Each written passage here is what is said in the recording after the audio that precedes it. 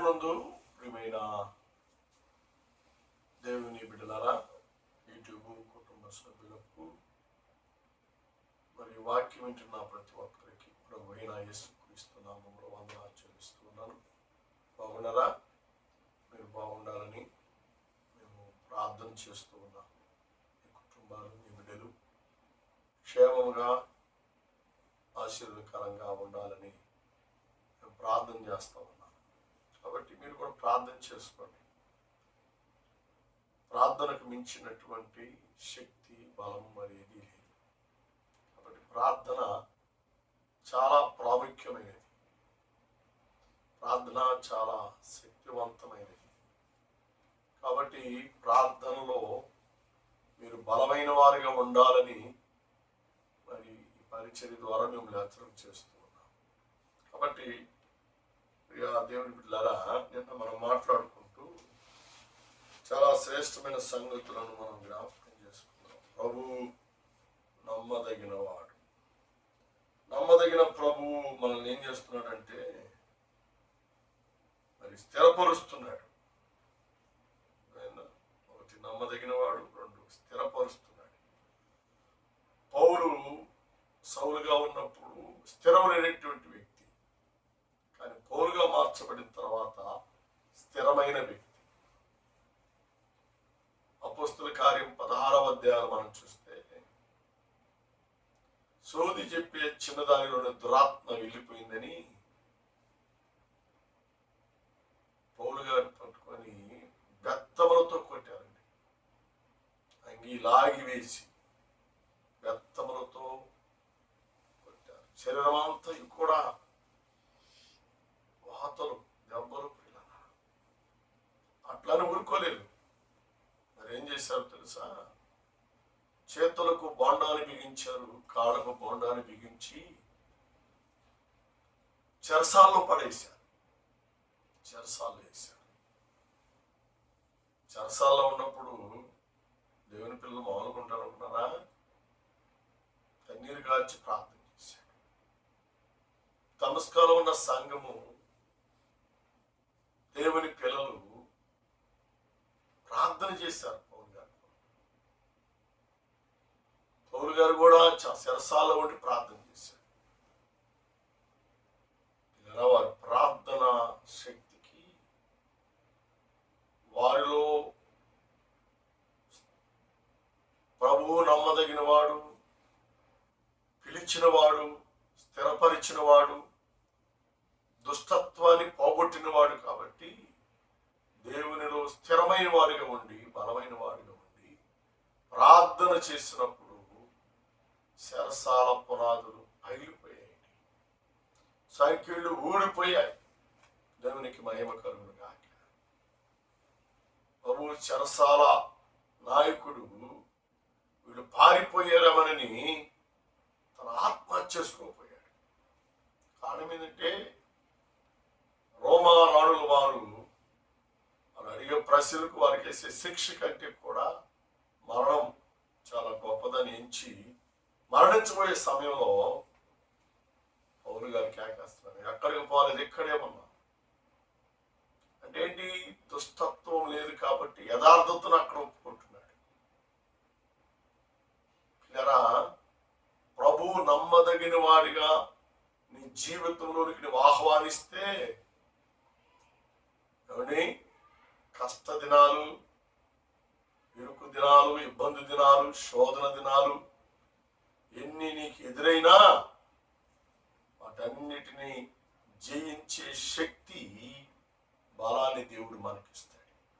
అందుకనే యేసుక్రీస్తు వారు చక్కని వాక్య భాగాన్ని జ్ఞాపకం చేస్తూ మాట్లాడుతున్నాడు. మత్తయి రాసిన సువార్తలో మనం గమనం చేస్తే 13వ అధ్యాయం 19వ వచనంలో చక్కగా రాయబడింది. పిల్లరా, దేవుని రాజ్యమును గూర్చినటువంటి వాక్యము వెత్తబడుతున్నప్పుడు, బోధిస్తున్నప్పుడు దుష్టుడట ఆ వాక్యముని వినకుండా, ఒకవేళ ఇన్న వాక్యము మన హృదయంలో ఉంటే దుష్టుడు ఎత్తుకొని పోతాడట. దుష్టుడు హృదయములను వాక్యమును దొంగిలిస్తాడు. పిల్లరా, ఆ దుష్టుడు వాక్యమును దొంగిలించినప్పుడు ఆ వ్యక్తి ఎలాంటి వాడు అంటే, దుష్ట సాంగత్యములకు పడిపోకుండా దేవునిలో స్థిరమైన వ్యక్తిగా, దేవునిలో బలమైన వ్యక్తిగా ఉండాలని దేవుని వాక్యము దేవుడు మనకు జ్ఞాపకం చేస్తూ ఉన్నాడు. దేవుని నామానికి మహిమ ఘనత కలుగును గాక. కాబట్టి మనం ఎప్పుడు కూడా ప్రభువు గొప్పవాడు అని, ప్రభువు బలవంతుడని, శక్తివంతుడని నువ్వు గ్రహించినట్లయితే ఆ బలము కలిగిన దేవుడు ఏం చేశాడు తెలుసా?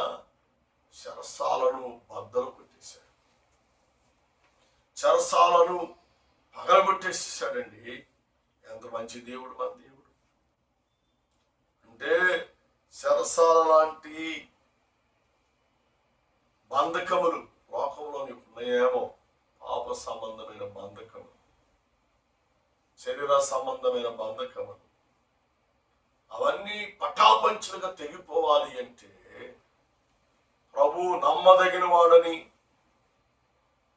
మనల్ని స్థిరపరచువాడని, దుష్టత్వం నుండి మనల్ని విడిపించువాడని నువ్వు నమ్మినట్లయితే దేవుని కార్యములు పౌలు గారి ద్వారా, పౌలు గారి జీవితంలో జరిగించినట్లుగా నీ జీవితంలో కూడా దేవుడు జరిగిస్తాడు అని దేవుని వాక్యము దేవుడు మనకు జ్ఞాపకం చేస్తున్నాడు. అసలు పౌలు గారిని చెరసాలలో బంధించడానికి ఆయన చేసిన తప్పిదమేమిటి, తప్పేమిటి మనం గమనం చేస్తే, పౌలు గారు తన ఇంటి నుండి బయలుదేరి వస్తూ ఉండగా ఒక చిన్నదానిలో దురాత్మ చేరి చోది చెబుతూ తమ యజమానులకు బహులాభాన్ని సంపాదించి పెడుతుంది. చాలా డబ్బులు తెచ్చి పెడతాం. ఆ చిన్నది పౌలు గారిని చీరలో చూడగానే పరిశుద్ధుడు ఇటు వస్తున్నాడు, దేవునికి సర్వోన్నతుని కుమారుడు ఇటు వస్తున్నాడు, కాబట్టి ఆయన ఇటు వస్తున్నాడు కనుక నేను ఇక్కడ ఉండటానికి వీలు లేదు అని ఆ చిన్నదానిలో ఉన్న దురాత్మ విడిచి పారిపోయిందండి. ఎప్పుడైతే దురాత్మ పోయిందో ఈ చిన్నది చోచి అవ్వడం మానేసి, కాబట్టి దురాత్మను వెళ్ళగొట్టినటువంటి వ్యక్తి మన మధ్య ఉండకూడదు అని నిందన మోపి ఆయన సరసాలి. అంటే చిన్నదానిలో దురాత్మ పరిశుద్ధుడైన దేవుని కుమారుని గుర్తించింది, చూస్తుంది. కానీ లోకము, ఆయనతో చుట్టూ ఉన్నటువంటి ప్రజలు ఆయన పరిశుద్ధులని గుర్తించలేకపోతున్నారు. ఆయన పరిశుద్ధాత్మతో నింపబడినటువంటి దేవుని దాసుడని గ్రహించలేకుండా ఉన్నారు. కారణం ఏంటంటే ప్రభు నమ్మదగిన వాడని వారు నమ్మట్లా, ప్రభువు స్థిరపరచువాడని వారు గ్రహించట్లా, ప్రభువు దుష్టత్వము నుండి విడిపించువాడని వారు నమ్మట్లా. అందుకనే వారు మనోనేత్రంలో గుడ్డితనం కలిగి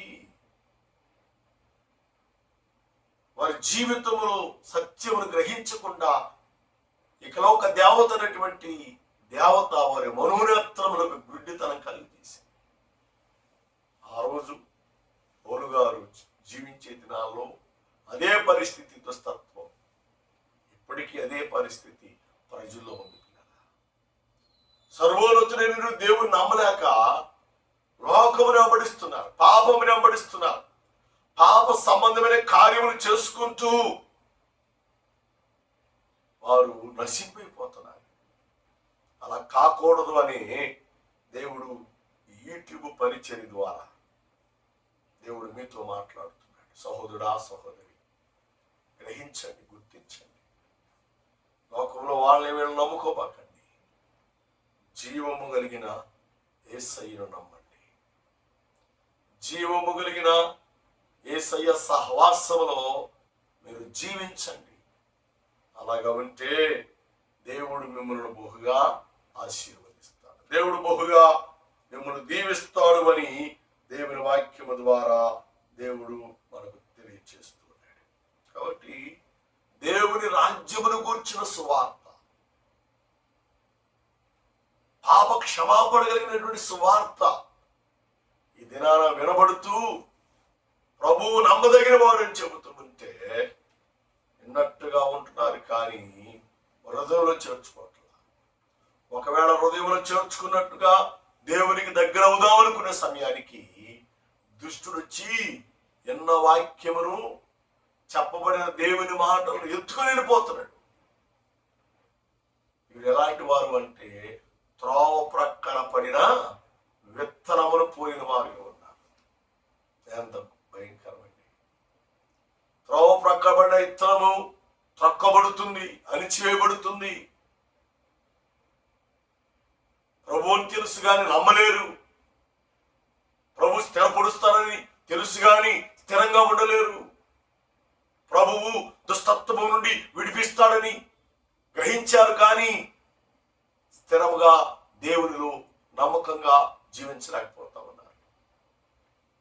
అలా ఉండవద్దు అని సహోదరా, సహోదరి, ప్రియా చెల్లి, ప్రియ అక్క, ప్రియ తండ్రి, ప్రియ తల్లి,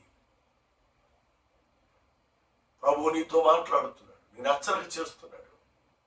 నీ జీవితాన్ని, నీ బ్రతుకును మార్చుకో.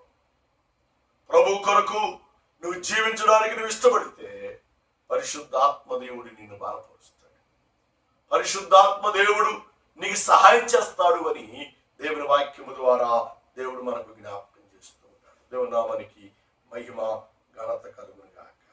దేవునికి స్తోత్రం. హల్లెలూయా, హల్లెలూయా.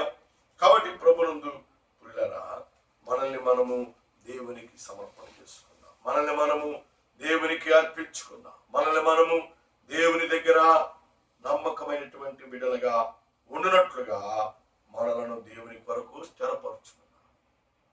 అలా మనం చేయగలిగినట్లయితే ప్రభు నమ్మదగిన వాడిగా ఉంటాడు. ప్రభు మనకు సహాయం చేసేవాడిగా, ఆదుకునేవాడిగా, ఆదరించేవాడిగా ఉంటాడు అని దేవుని వాక్యము ద్వారా దేవుడు మనకు జ్ఞాపకం చేస్తున్నాడు. సహోదరా, సహోదరి, ఒక నిమిషం నీకు నీవు పరీక్షించుకో, నీకు నీవు పరిశోధన చేసుకో. ప్రభు కొరకు స్థిరత్వం కలిగి దుష్టత్వాన్ని విడిచిపెట్టి ప్రభుని నమ్మదగిన దేవుడిగా నీ జీవితంలోకి ఆహ్వానించుకొని దేవుని కొరకు నువ్వు ప్రతిష్ఠించుకుంటే నీ జీవితమును దేవుడు ధన్యకరముగా, ఆశీర్వాదకరంగా దేవుడు మారుస్తాడు అని దేవుని వాక్యము ద్వారా దేవుడు మనకు జ్ఞాపకం చేస్తున్నాడు. కాబట్టి మనము ఎవరు అనే సంగతిని తెలుసుకొని మనం ఎలాగున్నామనే సంగతిని ఎరిగిన వారై ఇంకా అంధకాలంలో, దుస్తత్వంలో, ఇంకా పాప సంబంధమైన జీవితంలో ఉండుట దేవునికి ఏమాత్రం ఇష్టం కాదు. అంతటా అందరూ మారు మనసు పొందాలి, అంతటా అందరూ రక్షణ పొందాలి, అంతటా అందరూ దేవుని కుమారుడుగా, దేవుని కుమార్తెలుగా తీర్చబడాలి. అందుకే దేవుడు నిన్ను పిలుస్తున్నాడు. ప్రయాసపడి పాపభారం వస్తున్న సమస్తమైన జనులారా, మీరు నా యొద్దకు రండి, నా యొద్దకు రండి. నేను మీకు విశ్రాంతినిస్తాను, నేను మీకు నెమ్మదినిస్తాను, నేను మీకు స్థిరత్వం ఇస్తాను, నేను మీలో ఉన్న దుష్టత్వాన్ని తీసివేస్తాను. అందుకని ఎఫెసీ రాసిన పత్రికలో 6వ అధ్యాయం 16వ వచనంలో చాలా చక్కని మాటను దేవుడు జ్ఞాపకం చేస్తూ మాట్లాడుతూ ఉంటాడు. ఎఫెసీ రాసిన పత్రిక 6వ అధ్యాయం 16వ వచనం చాలా అద్భుతమైన మాటను దేవుడు తెలియజేస్తూ మాట్లాడుతూ ఉంటాడు. ఇవన్నీ కాక విశ్వాసమైన డోలను పట్టుకున్నది, దానితో మీరు దుష్టుని అగ్ని బాణములన్నిటినీ ఆర్పుటకు శక్తిమంతులగుదురు. చూసారు, దుష్టుని యొక్క అగ్ని బాణములు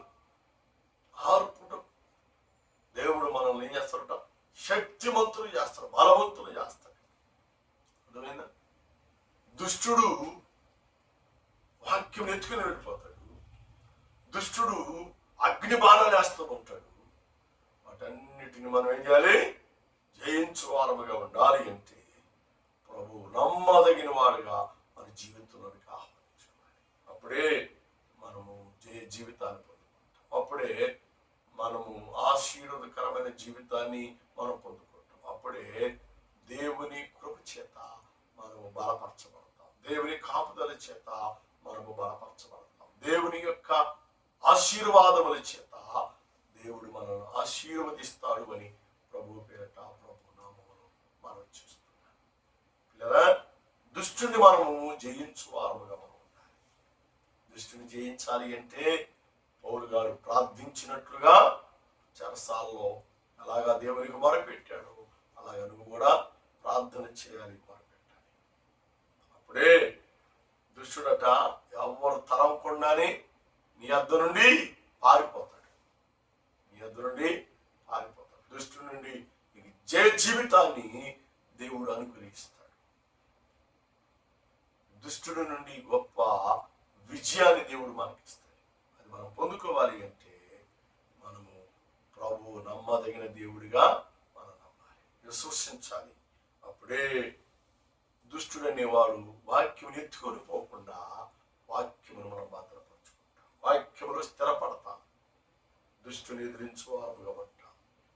అలాగే దుష్టుడు వేసే అగ్ని బాణములను ఆర్పుటకు మనం శక్తివంతమైన బలమైనటువంటి వారుగా మనం ఉండాలి. అంటే ప్రార్థన కలిగి ఉండాలి, దేవుని సహవాసమును కలిగి ఉండాలి, ఆత్మీయతను కలిగి ఉండాలి. సహోదరుడా, అలా ఉంటావా? అలా ఉండాలని దేవుడు నీ ఎదురు కోరుకుంటున్నాడు. అలాగ నువ్వు జీవించాలని దేవుడు ఆశపడుతున్నాడు. అంతేనా? అంతేగాని దుష్టుడు చెప్పిన మాటకి అలా తల ఊపుకుంటూ ఒంగొట్టుకుంటూ ఏమండి వాడు చెప్పిన భజనల్లో చేస్తా, వాడు చెప్పినటువంటి గొంతులు వేస్తా, డాన్స్ వేస్తా ఉంటే నీ జీవితంలో నువ్వు చాలా నష్టపోతావు.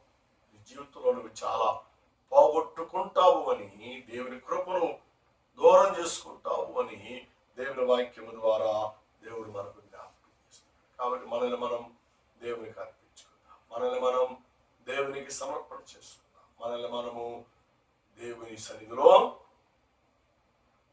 ప్రార్థనాపూర్వకంగా జీవించి నిత్య రాజ్యాన్ని, పరలోక రాజ్యానికి వారసులు కావాలని ప్రభు పేరట ప్రభు నామములో మనం చేస్తున్నాను. ప్రార్థన చేద్దాం. కృపామేడ ప్రేమయులు మా తండ్రి, నీ శ్రేష్టమైన అమూల్యమైన విలువైన ఘనమైన నామమునికై నీకు వందనాలు, స్తోత్రాలయ్యా. నీ వాక్యము ద్వారా, నీ మాటల ద్వారా నీ బిడ్డలతో మరి మాట్లాడారు, అందుకే నీకు వందనాలు.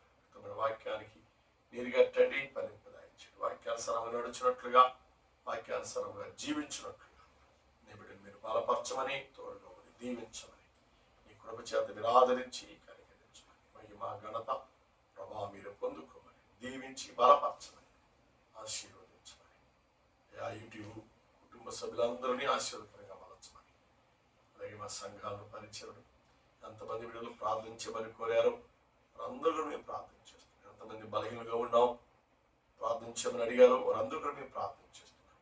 ఎంతమంది శోధనల చేత శోధించబడుతున్నారు వారందరూ ప్రార్థించమని అడిగారు, వారందరూ కూడా మేము ప్రార్థన చేస్తున్నాం. మన అవసరతులు అక్కర్తులు మీరు తీర్చండి, చాలా దేవుడిగా ఉండి సహాయం చేయమని, మీ కృపలో మీరు ఎత్తుపట్టి వారు తినపించమని, మీ కృప చేత ఆదరించి కనికరించమని, దీవించమని, మహిమా ఘనత ప్రభా మీరు పొందుకోమని యేసుని నామమున తండ్రి, ఆమేన్. తండ్రి కుమారుని ప్రేమ, పరిశుద్ధాత్మ సహవాస ప్రార్థించడం కలిసిమనుకును కూడిన మనందరికీ దేవాన్ని మరబిడి ఆత్మను సర్వ పరిశుద్ధులకు ఇటు కుటుంబ సభ్యులందరికీ ఆయన రాకడతో నడిపించి దీవించి సంరక్షించి కాపాడి ఆశీర్వదించును గాక. ఆమేన్.